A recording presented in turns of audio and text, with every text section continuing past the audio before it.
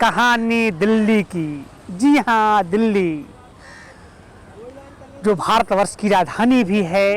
कहते हैं कि इस दिल्ली को 7 बार बसाया गया है, यह दिल्ली 7 बार उजड़ी है। अब चूंकि दिल्ली भारत की राजधानी है, तो ऐसे में कभी कभी कंफ्यूजन रहता है कि दिल्ली क्या है, नई दिल्ली क्या है, पुरानी दिल्ली क्या है, इंद्रप्रस्थ क्या है, शाहजहानाबाद क्या है, तमाम नामों से इसे जाना जाता है। भारतवर्ष के इतिहास में प्राचीन काल तो नहीं, लेकिन मध्यकाल से दिल्ली का एक अपना गौरवशाली इतिहास रहा है, एक अतीत रहा है। और जैसा कि आप देख सकते हैं, सेंट्रल विस्टा के माध्यम से जो नए नए प्रोजेक्ट बनाए जा रहे हैं, इस बात का सबूत है कि दिल्ली शासन तंत्र के केंद्र के रूप में, केंद्र बिंदु के रूप में अनंत काल तक कालजयी और सुरक्षित बना रहेगा। जी हाँ, अंग्रेजों द्वारा भारत पे औपनिवेशिक शासन की शुरुआत वैसे तो ईस्ट इंडिया कंपनी के माध्यम से 1600 ईस्वी में ही कर दी गई थी, और उसके बाद अंग्रेजों ने कलकत्ता को अपनी राजधानी बनाई थी। वह कलकत्ता जो वर्तमान में पश्चिम बंगाल की राजधानी कोलकाता के रूप में जानी जाती है। ऐसे में कुछ समय के उपरांत 1857 की क्रांति के बाद अंग्रेजों के मन में इस बात का भय पैदा हो गया कि कलकत्ता से शासन चलाया जाना उनके लिए मुफीद नहीं है। इससे संपूर्ण भारतवर्ष पर नज़र रखा जाना मुश्किल चुनौती है। ऐसे में उन्होंने यह तय किया कि भारत की राजधानी कलकत्ता से हटाकर दिल्ली लाई जाएगी। ऐसे में 12 दिसंबर स्मरणीय तिथि है, 12 दिसंबर 1911 को भारत की राजधानी आधिकारिक रूप से कोलकाता से हटाकर नई दिल्ली लाने के लिए की बुनियाद रखी गई थी। उस समय के ब्रिटेन के राजा जॉर्ज पंचम खुद चलकर दिल्ली आए थे, और दिल्ली में एक जगह है किंग्स वे कैंप, उस रास्ता से गुजरते हुए दिल्ली के कोरोनेशन पार्क में संत निरंकारी बुरारी के इलाके में 12 दिसंबर 1911 को दिल्ली को भारत की राजधानी के रूप में स्थापित करने की बुनियाद रखी गई थी। लेकिन कहते हैं ना कि मैन प्रपोजेज, या फिर ऐसे मैन प्रपोजेज गॉड डिपोजेज, व्यक्ति सपना देखता है, कामना करता है, और भगवान उसे डिस्ट्रॉय करते हैं। ऐसे में नियति को कुछ और मंजूर था। उसी वर्ष 1911 में दिल्ली के उस पूर्वी उत्तरी दिल्ली के इलाके में बाढ़ आ गई थी, और जहाँ पे राजधानी की जो जगह प्रस्तावित थी उसे स्थान पन करके जहाँ हम खड़े हैं, अर्थात रायसीना की पहाड़ियों पे, रायसीना हिल्स पे, रायसीना राजस्थान के राजवाड़ों का एक गांव के द्वारा बसाया गया एक गांव हुआ करता था। उसके बाद रायसीना की पहाड़ियों को काटकर भारत की राजधानी को यहाँ लाया गया, और इसे बनाने की जिम्मेदारी दी गई उस समय के 2 महान आर्किटेक्ट लुटियंस और बेकर को। इसीलिए कहते हैं कि जो भारत की राजधानी वाली दिल्ली है, जिसे हम नई दिल्ली के नाम से जानते हैं, इसके आर्किटेक्ट जो हैं, इसके वास्तुकार जो हैं, वो लुटियंस की दिल्ली है। लुटियंस जोड़ बोलते हैं इसको। अर्थात भारत की जो राजधानी 1911 में दिल्ली लाई गई, वह वर्तमान में 1931 में भारत के राष्ट्रपति भवन, उत्तरी ब्लॉक और दक्षिणी ब्लॉक सहित संसद का भवन एवं तमाम जो मिनिस्ट्रियल बंगलोज हैं, जो केंद्रीय सचिवालय हैं, यह 1931 के आसपास लगभग बनकर तैयार हो गया। और उस समय से आज तक भारत का शासन प्रशासन यहीं से सारे डिसीजन, कार्यपालिका एवं विधायिका के जुड़े हुए तमाम निर्णय यहीं लिए जाते हैं। महज कुछ किलोमीटर की दूरी पे दिल्ली के भगवान दास रोड पे भारतीय न्यायपालिका का सबसे ऊंची पीठ सर्वोच्च न्यायालय स्थित है। ऐसे में दिल्ली और नई दिल्ली में क्या अंतर है? तो दिल्ली, जैसा कि मैं जिक्र कर रहा था, 7 बार उजाड़ा गया है इस शहर को, 7 बार यह शहर फिर से अपनी जिजीविका का प्रदर्शन करते हुए बसा है।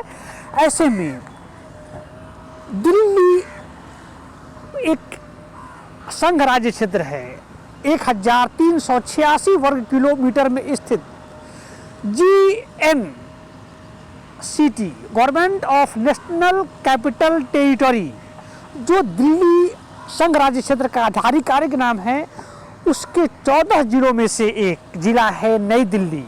वही नई दिल्ली जिसे लुटियंस की दिल्ली कहते हैं, और भारत की राजधानी यही नई दिल्ली है। दिल्ली एक प्रदेश है, जबकि नई दिल्ली भारत की राजधानी है।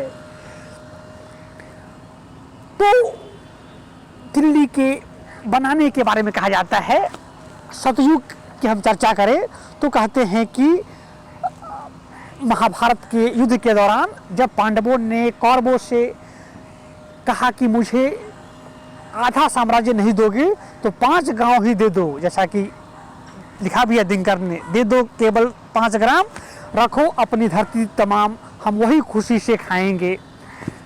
तो जानते हैं ये 5 गांव कौन कौन थे? ये 5 गांव थे सोनीपत, पानीपत, इंद्रपत। जी हाँ, इंद्रपत मतलब यही इंद्रप्रस्थ कालांतर में हो गया, जो वर्तमान में दिल्ली के नाम से जाना जाता है। तो सोनीपत, पानीपत, बागपत और एक चौथा था तिलपत। जी हाँ, वह तिलपत वर्तमान में नोएडा के नाम से जाना जाता है, गौतम बुद्ध नगर के नाम से जाना जाता है। सोनीपत, पानीपत, बागपत, तिलपत और इंद्रपत, जो इंद्रप्रस्थ हो गया कालांतर में, वह दिल्ली उन 5 गांवों में से एक थी जो पांडवों ने भी हिस्से के रूप में मांगी थी। ऐसे में दिल्ली एक सत्ता प्रतिष्ठान के रूप में हमारे शासकों को, जो देश भर से निर्वाचित होकर आते हैं, और कहा जाता है कहाँ जाना है, दिल्ली जाना है। दिल्ली क्या, दिल्ली कोई जगह नहीं है, सिर्फ बड़े बड़े बिल्डिंग, इंडिया गेट और लाल किले से सुसज्जित जगह नहीं है, बल्कि दिल्ली एक भाव है, एक समर्पण है, एक पावर सेंटर है। अर्थात जो व्यक्ति भी समय देश काल में निर्णय लेने की स्थिति में होंगे, उनका तात्पर्य दिल्ली से होगा। दिल्ली के अभिप्राय एक सत्ता तंत्र से है। बहरहाल रायसीना की पहाड़ियों पे जब भारतवर्ष की राजधानी स्थापित की गई, तो लोगों ने कहा कि जिस प्रकार अमेरिका की राजधानी वाशिंगटन डीसी कैपिटल हिल पे स्थित है, उसी प्रकार भारत की राजधानी दिल्ली रायसीना हिल्स की पहाड़ी पे है। जब दिल्ली का जिक्र करते हैं तो एक नया देश है ईस्ट तिमोर, उसकी राजधानी का नाम है दिल्ली, DILI। हमारी राजधानी जो है वो दिल्ली है, इसलिए दोनों में कंफ्यूज नहीं करना है। वर्तमान बहरहाल 1931 में जो लुटियंस की दिल्ली बनकर तैयार हुई, समय के साथ साथ हमारे संसद भवन, हमारे जो प्रशासन की केंद्र बिंदु है, उनकी स्थिति, भवन कमज़ोर हुआ, आवश्यकताएं बढ़ती गई।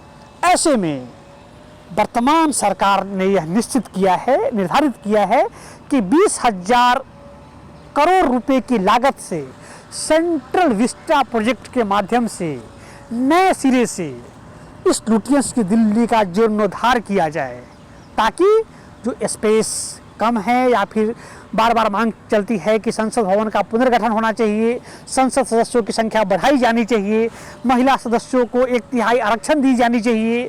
कुछ लोगों का दावा है कि महिला सदस्यों को जो 1/3 आरक्षण दी जानी चाहिए, उसके लिए अतिरिक्त सीटों की व्यवस्था कर दी जाए।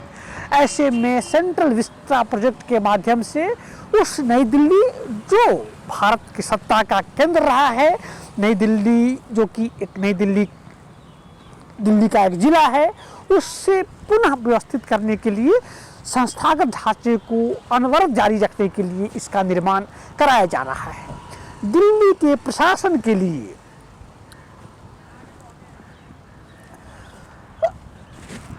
इस बीच मैं एक चीज़ का जिक्र करना चाहूँगा। कभी कभी यह मांग चलती है विभिन्न सरकारों द्वारा कि दिल्ली जो संघ राज्य क्षेत्र है, उसे पूर्णकालिक राज्य का दर्जा दिया जाए। तो मैं यहाँ पे स्पष्ट कर दूँ, दुनिया में संयुक्त राष्ट्र संघ से मान्यता प्राप्त 193 एवं 2 पर्यवेक्षक राष्ट्र कुल 195 राष्ट्रों में से दुनिया में कोई ऐसा देश नहीं है जिसकी राजधानी अपने आप में एक राज्य हो। अगर राज्य हो जाएगी दिल्ली, तो दिल्ली की अपनी पुलिस होगी। जबकि पहली कसौटी यह है भारत की संप्रभुता, भारत की सत्ता, क्योंकि केंद्र शासन संघ शासन में बसती है। ऐसे में दिल्ली की पुलिस पे अगर दिल्ली प्रदेश का नियंत्रण हो जाएगा तो भारत की संप्रभुता, हम जानते हैं ना कि सरकार के 4 अंग होते हैं, कार्यपालिका, विधायिका, न्यायपालिका एवं संप्रभुता। तो भारत की संप्रभुता अक्षुण्ण नहीं रह सकेगी। ज्ञात हो कि भारत के संविधान के 7वीं अनुसूची में शक्तियों का विभाजन, डिवीजन ऑफ पावर की चर्चा की गई है। उस डिवीजन ऑफ पावर में केंद्र के लिए 97 शक्तियाँ दी गई है, राज्यों को 66 शक्तियाँ दी गई है, जबकि 47 शक्तियाँ जो है वह समवर्ती सूची में है। वह केंद्र और राज्य दोनों के बीच उसमें कानून बनाने की बात चलती है। तो जो 66 विषय राज्यों को प्राप्त है, उनमें से दिल्ली और पुडुचेरी या फिर जो भी संघ राज्य क्षेत्र है देश में वर्तमान में 8, उसके पास उन 66 विषयों में से सेक्शन 1 जो कि लॉ एंड ऑर्डर की बात करता है, सेक्शन 2 जो कि पुलिस की बात करता है, और सेक्शन 18 जो कि जमीन की बात करता है। अर्थात लॉ एंड ऑर्डर, पुलिस और जमीन पे संघ राज्य प्रदेश में उस संघ राज्य का नियंत्रण नहीं होता है, वे भारत सरकार के मातहत काम करते हैं। ऐसे में यह चर्चा करना कि दिल्ली को पूर्णकालिक राज्य का दर्जा दिया जाए, तो यह तब तक वांछित या कह सकते हैं कि तथ्यपरक नहीं हो सकता है जब तक दिल्ली भारत की राजधानी है। अर्थात दिल्ली को संघ राज्य क्षेत्र रहना उसकी एक परिणति ही है, क्योंकि अमेरिका की राजधानी जो है वाशिंगटन डीसी, वह भी एक जिला है, डिस्ट्रिक्ट ऑफ कोलंबिया है, और उस डिस्ट्रिक्ट ऑफ कोलंबिया के शासन प्रशासन का नियंत्रण खुद वहाँ के केंद्रीय नेतृत्व अर्थात राष्ट्रपति द्वारा किया जाता है। ऐसे में आज दिल्ली की कहानी दिल्ली के माध्यम से हम यह प्रकट करना चाह रहे थे कि दिल्ली जो एक पावर सेंटर, एक केंद्रीय सत्ता का हब है, जहां देश का गणराज्य विराजता है, जहां लाल किले के प्राचीर से इस देश के प्रधानमंत्री भारतीय अस्मिता को प्रदर्शित करते हैं, उसके बारे में हमें जानने समझने का मौका मिला।